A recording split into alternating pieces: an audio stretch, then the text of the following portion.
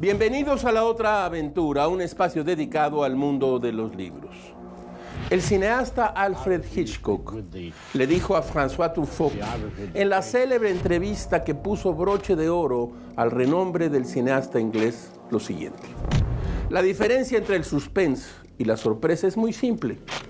Nosotros estamos hablando. ¿Acaso hay una bomba debajo de esta mesa? Y nuestra conversación es muy anodina, no sucede nada especial y de repente, ¡boom!, explosión. Examinemos ahora el suspense. La bomba está debajo de la mesa y el público lo sabe, probablemente porque ha visto que el anarquista la ponía. El público sabe que la bomba estallará a la 1 y sabe que a la 1:15 hay un reloj en el decorado. La misma conversación anodina se vuelve de repente muy interesante porque el público participa en la escena. En el primer caso, se han ofrecido al público 15 segundos de sorpresa en el momento de la explosión. En el segundo caso, le hemos ofrecido 15 minutos de suspenso. El suspenso es un elemento esencial para la construcción de atmósferas y sensaciones en la literatura. Fue elevado a género gracias al cine y a las aportaciones de Hitchcock, pero está presente en la literatura desde sus inicios. ¿Cómo tramar una espera angustiosa? ¿Un destino fatal anunciado? En buena medida, podemos reconocer un buen autor cuando nos mantiene en suspenso. Del misterio, el terror, el horror, la sorpresa y el suspenso. Fundamentos de la narrativa y la ficción. El suspenso es el recurso más indicado. Suspender el tiempo, alargarlo y acortarlo a placer es síntoma de una historia que funciona. Hoy hablaremos de suspenso en la literatura, de puertas que están por abrirse y sombras que cruzan por casas vacías. En su libro Danza Macabra, su única incursión en el ensayo, Stephen King avanza sobre una idea. ¿Por qué estamos dispuestos a pagar por un libro o una película que nos haga sentir verdaderamente incómodos? Ahí, King habla de los puntos de presión fóbica y de una penetrante sensación de descentralización, así como usted lo oye, como los culpables de que una ficción sea capaz de hacernos temblar de miedo y que además ello resulte placentero. King dijo alguna vez lo siguiente: la gente cree que soy una persona extraña y eso es incorrecto. Tengo el corazón de un niño pequeño. Está en un frasco de vidrio sobre mi escritorio. Eso dijo Stephen King. Les recuerdo que fue Adolfo Bioy Casares quien escribió que leer era la otra aventura y que la primera era probablemente la vida misma. Estamos pues en el suspenso y en la otra aventura.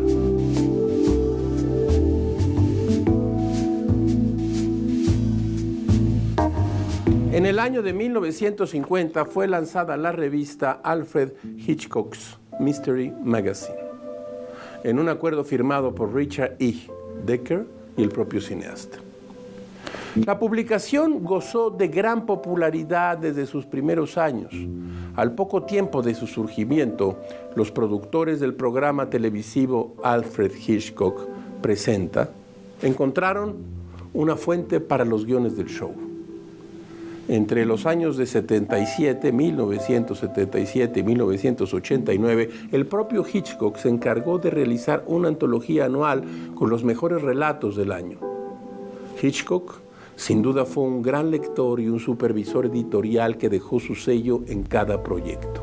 Por las páginas de esta revista pasaron autores como Robert Bloch, creador del cuento original en el que se basó Psicosis, Ron Goulart, Dorothy Lee Sayers, Donald E. Westlake, entre otros escritores que nutrieron la tradición del suspenso de las letras inglesas. En los relatos publicados en esta revista, así como en la obra fílmica de Hitchcock, el suspenso consiste en términos generales en la eterna lucha del bien indefenso contra el mal implacable que amenaza con la destrucción.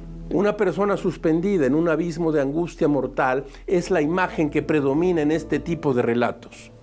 La genialidad de Hitchcock dio al género del suspenso una nueva vida durante el siglo XX. El director inglés fue capaz de involucrar, como nadie más, a los espectadores en sus extraños vericuetos, desafiando ideas sobre la moral. Su obsesión por perseguir inocentes marcó sin duda un antes y un después en este género.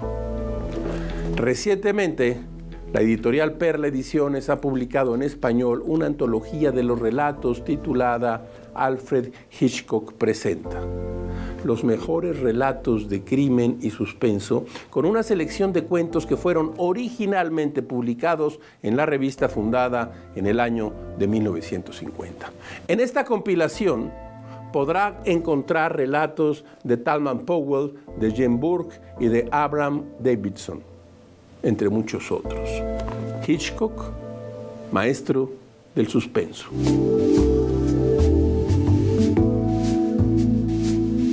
Los relatos de misterio y crimen han construido una sólida tradición en la literatura sueca.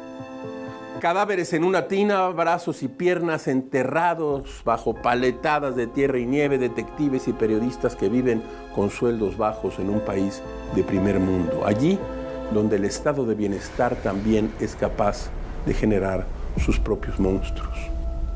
La tradición de la novela policíaca y criminal sueca es importante al menos desde la década de los 70, cuando la pareja de autores, Sual y Walhu, así se pronuncian, son nombres casi impronunciables, publicó una serie de novelas en torno al detective Martin Beck y agregó a la larga una corriente de la literatura detectivesca sueca como componente político de corte radical. Camilla Läckberg es hoy una de las principales autoras suecas y sus novelas. La princesa de hielo y Los gritos del pasado son la muestra de que la corriente negra de literatura sueca no deja de sorprendernos con autores y títulos que escarban en el género humano para desentrañar los misterios de la muerte y la violencia. En la década de los 90, el detective Kurt Wallander se volvió un referente de la novela criminal sueca gracias a su autor Henning Mankell, un gran escritor, quien, con Asesino sin rostro, inauguró una serie de más de 11 novelas negras de éxito internacional. Los relatos de Wallander están situados principalmente en el pequeño pueblo de Easton, una localidad con aproximadamente 18,000 habitantes, que a partir de las novelas de Mankell se ha convertido, por cierto, en un destino turístico y paradójicamente una de las ciudades con menos índices de delincuencia del país nórdico. Así son las paradojas y así ocurre. Henrik Mankell.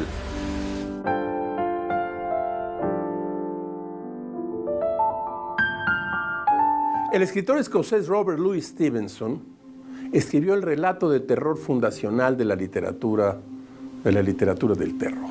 Usted lo sabe. El extraño caso de Dr. Jekyll and Mr. Hyde. Su calidad de viajero incansable y su decisión de morir en la isla de Samoa lo convirtieron en un mito literario. Uno de sus principales animadores, Jorge Luis Borges, incluye al autor en una de las descripciones personales más íntimas de toda su obra, en su poema Borges y yo. El escritor argentino dice de sí mismo: me gustan los relojes de arena, los mapas, la tipografía del siglo XVIII, las etimologías, el sabor del café y la prosa de Stevenson. De su obra, escribió en Introducción a la literatura inglesa lo siguiente: que no contiene ni una sola hoja descuidada y sí muchas espléndidas. Allí Borges explica que, como Rudyard Kipling, el hecho de haber escrito para niños opacó su vasta obra ensayística y narrativa. Proveniente de una familia de constructores de faros, la soledad y la noche tuvieron una presencia fundamental en su literatura. La tuberculosis, que lo acechó durante toda su vida, lo obligó a pasar largos ratos confinados y con la necesidad de alguien que viera por él constantemente. El extraño caso de Dr. Jekyll and Mr. Hyde deslumbró, desde su publicación, mentes como la de Sigmund Freud, quien admiraba la obra por sus descripciones sobre los trastornos psiquiátricos y su trama trepidante. Ahora sabemos, por una carta de su esposa a su editor, descubierta hace unos años, que el primer manuscrito fue quemado por ella, obligando a Stevenson a reescribirlo completamente. Fue así como, saliendo apenas de su habitación y consumiendo grandes cantidades de cocaína, droga entonces recetada para las dolencias de la tuberculosis, bueno, así era, logró uno de los relatos de terror psicológico más inquietantes jamás escritos.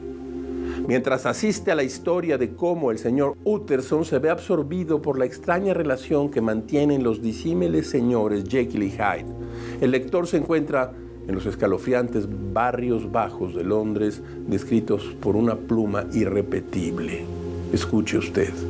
Un manto de bruma color chocolate descendía del cielo, pero atacaba y dispersaba continuamente esos vapores formados en orden de batalla, de modo que, conforme el coche avanzaba de calle en calle, Mr. Utterson pudo contemplar una maravillosa infinidad de grados y matices de una luz casi crepuscular. Aquí, una oscuridad semejante a lo más recóndito de la noche, allí un destello marrón, intenso, vivo, como el reflejo de una extraña conflagración. Luego, por un momento, la niebla se disipaba y un débil rayo de luz diurna se abría paso entre inquietos jirones de vapor. El miserable barrio de Soho, visto a la luz de esos destellos cambiantes, con sus calles fangosas, sus transeúntes desalmados y esas farolas que o no habían apagado todavía o que habían vuelto a encender para combatir esa nueva invasión de la oscuridad, parecía a los ojos del abogado un barrio de pesadilla.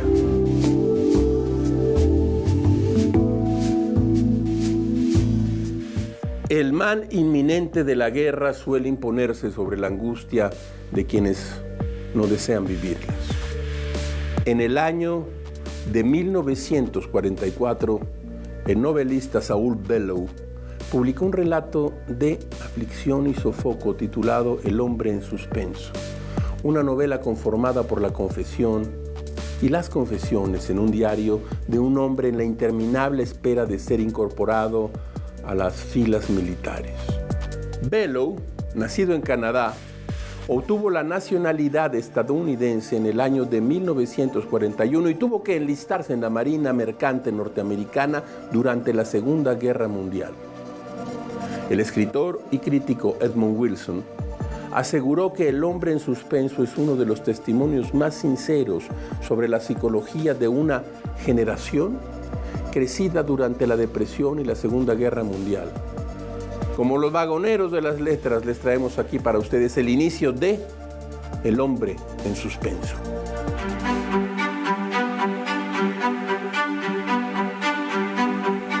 Hubo un tiempo en que los hombres tenían la costumbre de dirigirse a sí mismos con frecuencia y por ello no les avergonzaba dejar constancia de sus transacciones interiores.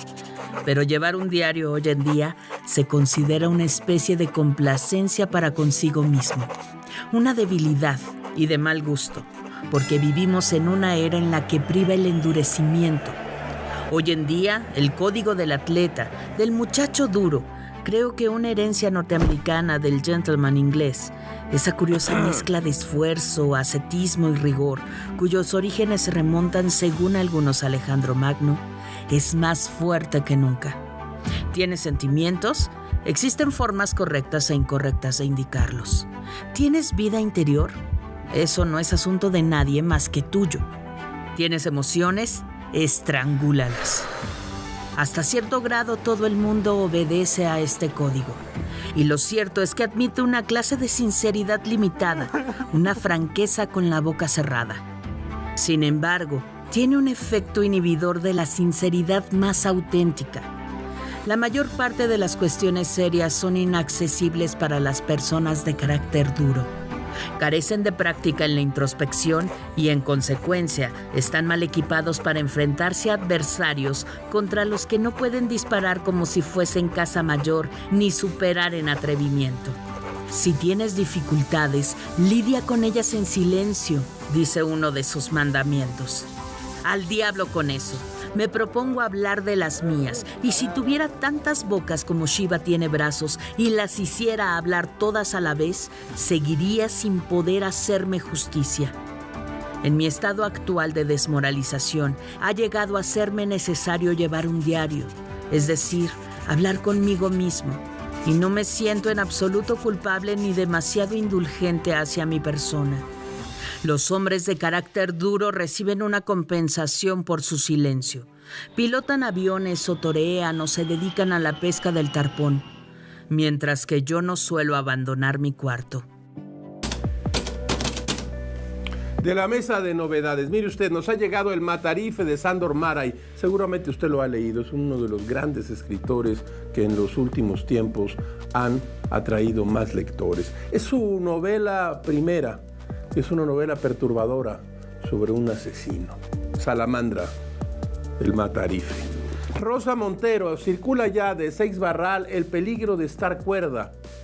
Siempre he sabido que algo no funcionaba bien dentro de mi cabeza, confiesa Rosa Montero en el comienzo de este libro, mientras recorre episodios de su infancia marcados por una imaginación desbocada, pero también por momentos que la hicieron dudar de su cordura. Seix Barral, Rosa Montero, El peligro de estar cuerda.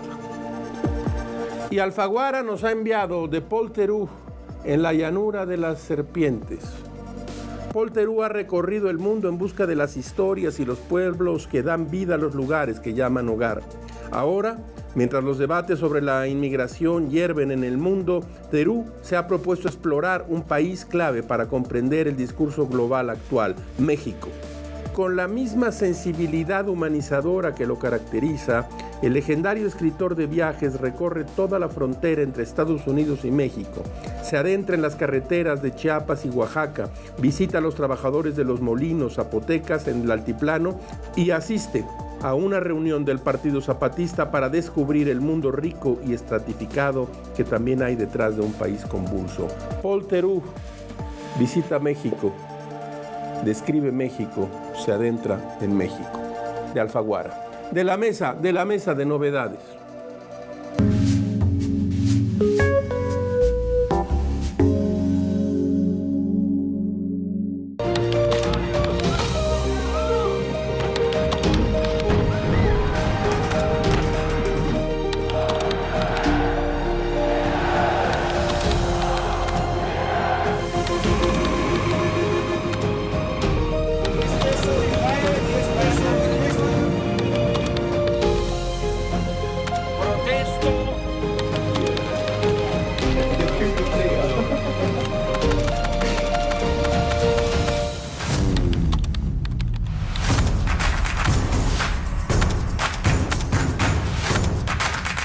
Estamos en todas tus búsquedas. ADN 40, siempre conmigo. ¿Un pelo nutrido? Lo puede todo. Nuevo Pantene Colágeno nutre y revitaliza. Con colágeno, provitamina B5 y aceite de macadamia. Nutre profundamente para un pelo sin frizz ni puntas abiertas. Nuevo Pantene Colágeno, porque un pelo Pantene lo puede todo.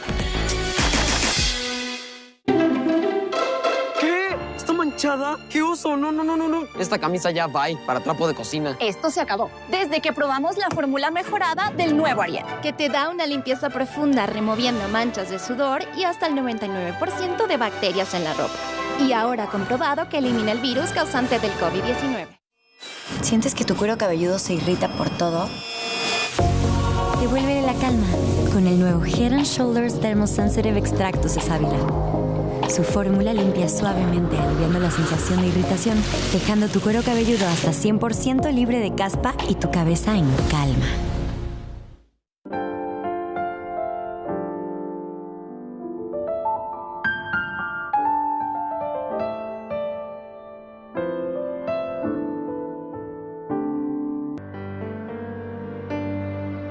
Un grupo de niños juntando un montón de piedras no vuelve a ser lo mismo después de leer este cuento. En un pueblo perdido de Estados Unidos se lleva a cabo una funesta tradición año con año. Una lotería en la que participan todos los habitantes del lugar. Pero en ella el designio del azar no premia a nadie. La autora mantiene el suspenso todo el relato. Rostros desencajados recogen su ficha y un silencio sepulcral precede al anuncio del elegido. La lotería de Shirley Jackson es un relato oscuro que marcó la literatura gótica y de terror. ¿Acaso una versión macabra de Fuente Ovejuna? La lotería es el germen de un tipo de historia ya clásica en el género del terror, aquel que presenta a la sociedad como fuente inagotable de infamias y calamidades. La masa furibunda, la comunidad vil, el pueblo siniestro muestra su juicio implacable y persigue a los desviados y a los rebeldes. Shirley Jackson propone una costumbre secreta entre los pueblos del Estados Unidos rural y deposita en su sociedad la mayor de las aberraciones.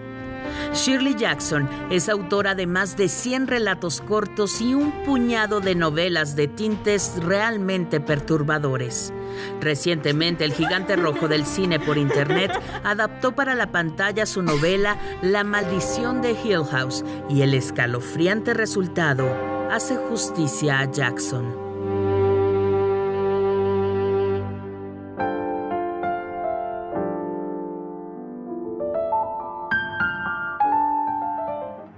Cuentos de amor, locura y muerte es una colección de relatos perturbadores que no tiene parangón en la literatura hispanoamericana. En estos cuentos terroríficos no hay fantasmas, monstruos o demonios. En el mundo de Horacio Quiroga, idéntico al nuestro, abunda la selva, el río, las inclemencias de la tierra sin refugio. Allí es donde Quiroga trama sus finales trágicos y da al suspenso una cercanía perturbadora. En A la deriva asistimos estupefactos a una muerte horrenda, previsible desde la mordedura de una víbora. El agonizante intenta pedir ayuda en medio del río Paraná, mientras el veneno lo deforma hasta matarlo. Otro cuento. En La gallina degollada sucede el más horripilante episodio de crueldad infantil y el secreto que esconde la enfermedad de una joven esposa. En El almohadón de plumas han dejado absolutamente asombrados a millones de lectores desde su publicación en 1917. Maestro del cuento, Quiroga reúne en 18 relatos un mundo de muerte y tragedia, donde el terror acecha en forma de suspenso y en rincones cotidianos. Con la naturaleza como un terreno inabarcable de desamparo y horrores, los cuentos de amor y locura y muerte son un recordatorio de que a los monstruos no hace falta inventarlos. Pierre Lemaitre comenzó su oficio de escritor a los 56 años y encontró una rápida consagración.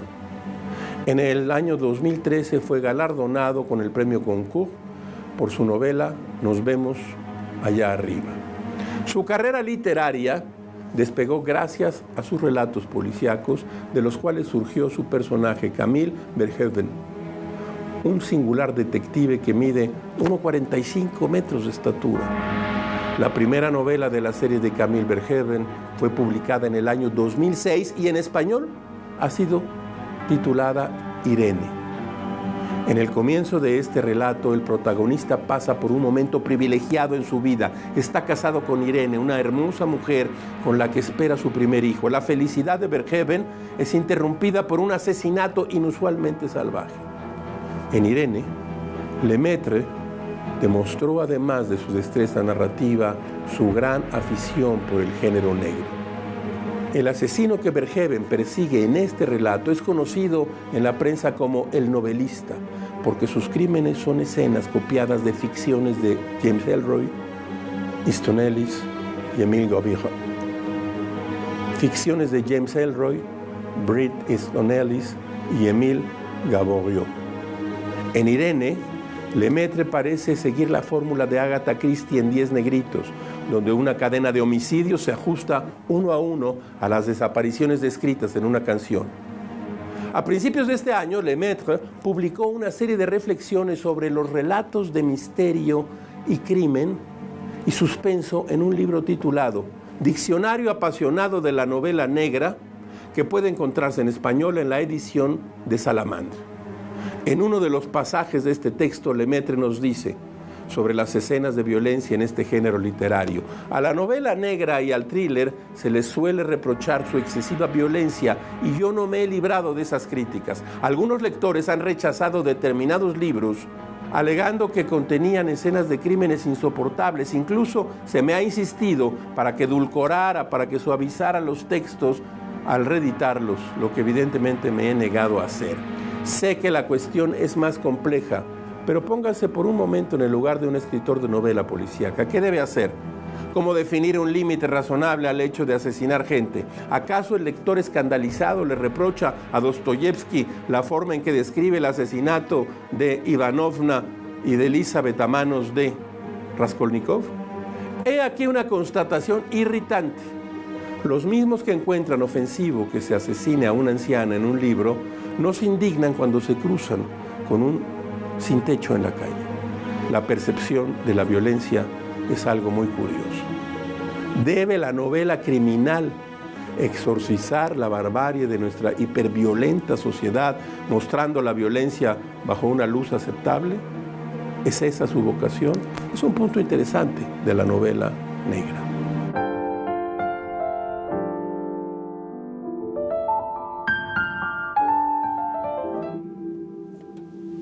Como todas las semanas, usted encontrará aquí un espacio para ¿qué? Para la felicidad de las frases célebres. Escuche usted esta. Cuando la noche de humo, de polvo y de ceniza envuelve a la ciudad, los hombres quedan suspensos un instante porque ha nacido en ellos con la noche el deseo. Javier Villaurrutia. Hemos llegado al final de esta emisión y esta aventura. Soy Rafael Pérez Gay y los espero aquí la próxima semana. Abres una puerta y aparece un mundo. Eso es un libro.